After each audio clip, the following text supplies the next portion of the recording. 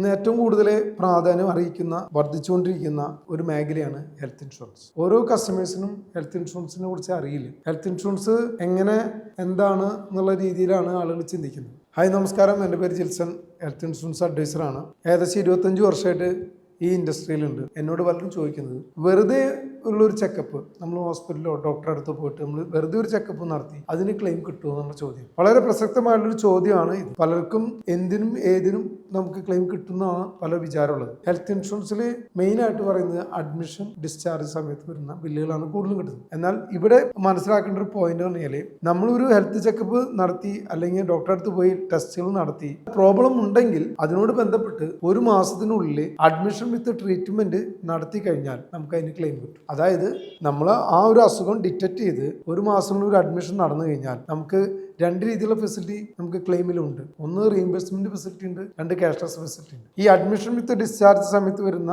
ഇതിനോട് ബന്ധപ്പെട്ട ട്രീറ്റ്മെന്റ് നമുക്ക് അവിടെ ക്യാഷ്ലെസ് ആണെങ്കിൽ ക്യാഷ്ലെസ് കിട്ടുന്നു, റീഇംബേഴ്സ്മെന്റ് ആണെങ്കിൽ റീഇംബേഴ്സ്മെന്റ് കിട്ടുന്നു. എന്നാൽ അതോടൊപ്പം ഒരു മാസം നമ്മൾ ചെക്കപ്പ് ചെയ്ത ബില്ലുകൾ നമ്മൾ കമ്പനിക്ക് അയച്ചു കൊടുത്താൽ നമുക്ക് ക്ലെയിം കിട്ടും.